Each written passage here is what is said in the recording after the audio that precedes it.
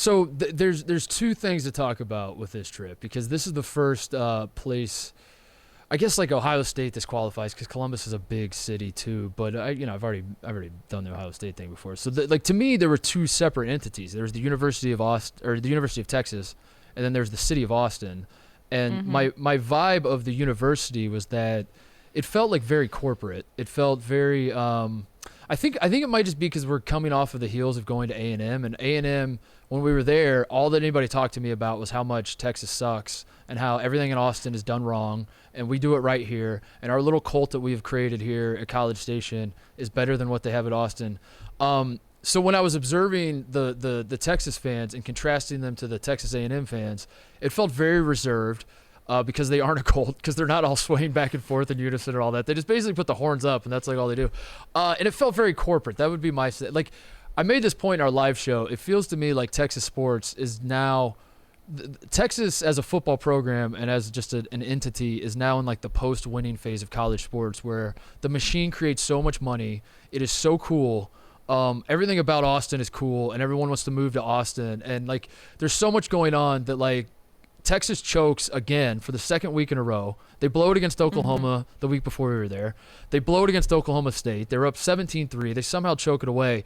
And the feeling I got from all the fans was like, whatever, like we still live in Austin, and still like we're still the coolest. Like we're still cool. Like I'd rather be here than in Stillwater, Oklahoma, or Norman, Oklahoma, and College Station, Texas. We're still cooler than all them, so who cares?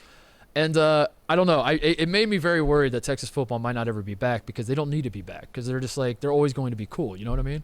That was my impression. I see what you're saying. Yeah. I see what you're saying. I think that the game kind of felt different from, I think that the Austin is obviously such a cool city and like a place you would want to live regardless of whether there's a college there or not. I think that there's sort of a divide in college sports between the cities that are cities on their own, and then there are cities called College Station, which is just literally where the railroad stops because there's a college there.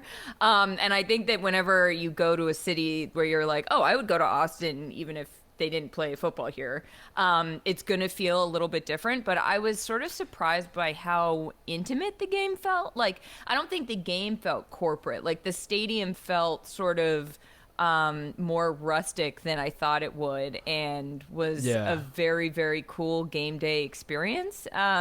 So it was this sort of funny mix of like, you walk down the street in Austin and there are just like cool shops, and like clearly there is a lot of tech there.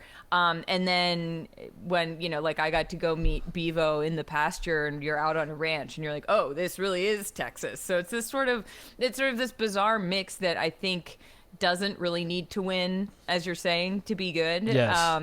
And yet, like, I think they do need to be back, because if Texas is winning, like, I got a bunch of Instagram comments from people being like, you're just like everybody else who hates, like, we hate Texas because they think they're great even though they're not good at football. And I'm like, well, that's kind of true though. Like, spot the lie, it's sort of hard to argue with.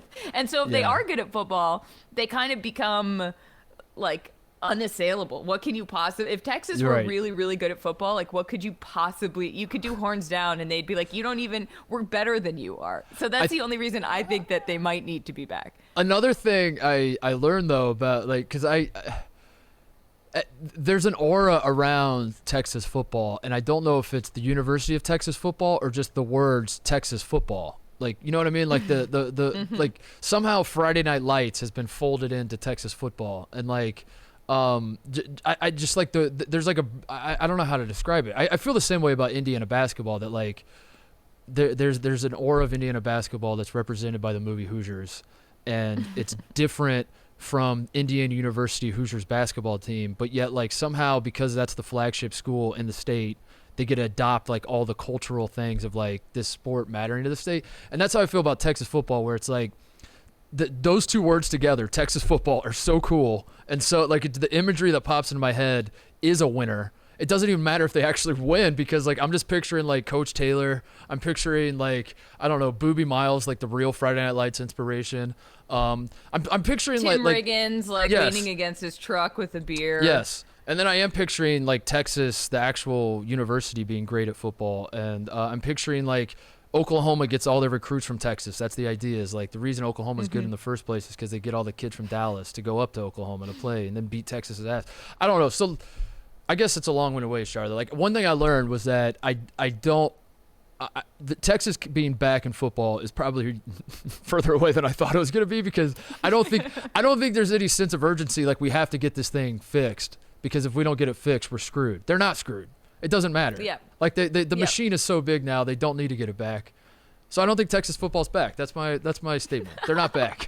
Well, I don't They're think not even a lot close of the to back. students we interviewed thought they were back, because when you would ask them like, what will it take for Texas to be back, they all had answers, as opposed to being like, we never left, baby. They were like, well, we got to work on our defense. Right. And it's like, yeah, you really do have to work on your defense, because you keep blowing these massive leads. So Yeah. I did find like the game. I think that I found myself so far the schools that I've like really connected to, and I don't know why. I have no rational explanation for it, but like Wisconsin, LSU, and Texas, as I've been at those games, they've been like, okay, all right, and like all those schools lost, so I don't know what it is, but there's like there's something intangible about a school that when people say now, and obviously I didn't come up through college sports, so like when they say, I visited and I just knew, and I've never really understood what that meant, and I think through this tour I've been like, oh no, I get it, like now I understand what that means. Hey pals, thanks for watching the People's Sports Podcast YouTube channel. For more of mine and Mark's very weird rabbit holes, stick around, watch more. You can subscribe, smash that subscribe button. You want to. We're going to give you all the weird stuff we possibly can.